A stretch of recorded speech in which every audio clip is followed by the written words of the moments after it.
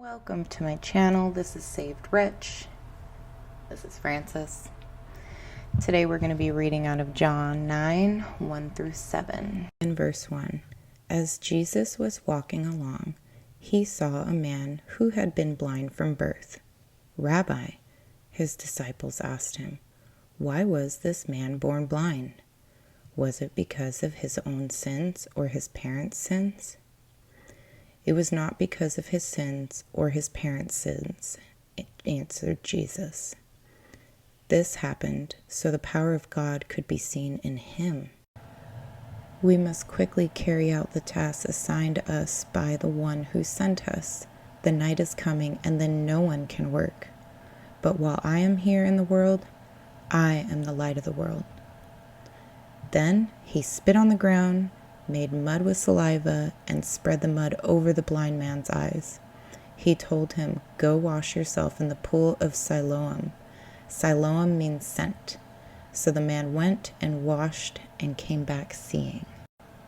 So I am reading out of a New Living Translation study Bible. And in the notes at the bottom it says that in the New Testament era, saliva was used for medical purposes, and it's referencing Mark 7 and Mark 8, so I think we should go check that out.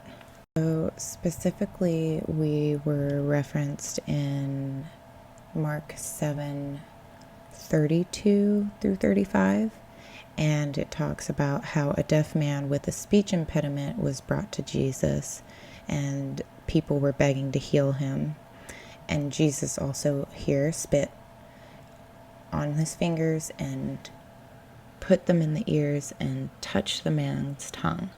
Now, what I find interesting is when you turn to Mark 8:22, this is the second reference that it was talking about in John.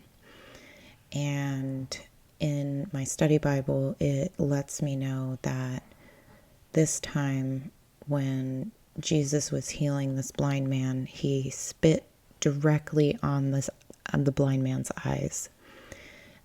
He also said he can't see things very clearly, so Jesus actually had laid hands on him to heal him this time. Versus if you go back to John, he spit in the mud, made a paste, and then wiped it on the eyes. So I find that's a little bit interesting, the differences going on here.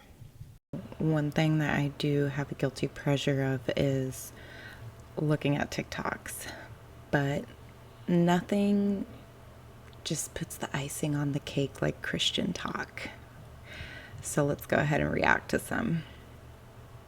As soon as possible. Out of all the things you can write on this customizable can, there's one thing and only one thing that you cannot write. So writing Allah loves you is fine, right? Okay, so what else are we going to type in? Wait till you see what you're not allowed to say. Buddha loves you. Okay, so you can say the name of really anyone, right? Or at least it appears that way. And just know it's not just Coke cans. It's news, it's TV, it's public sports events.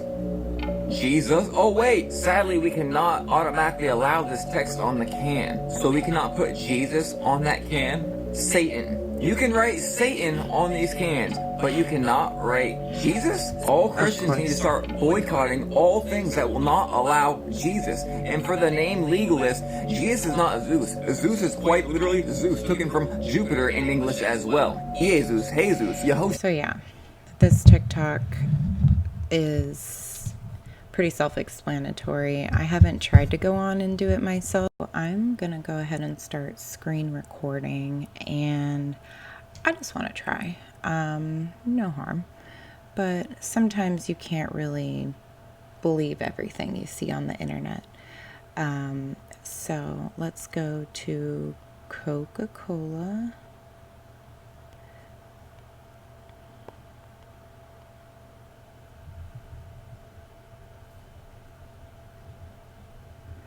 Go with the 0 sugar because, you know, healthiness. Jesus loves you. Oh, wow. It's true. Look at that. Wow. So that's interesting. I wonder if there's any other, companies that are big name out there, because if you go into any grocery store and you see Coca Cola, it's a wall, just straight up a wall of Coca Cola, and Sprite, which is also owned by Coca Cola. So that's really interesting that a huge company like that just won't let you, you know. So let's leave off on a funny one. How do you serve a God that makes no mistakes, but you think with you he made an error?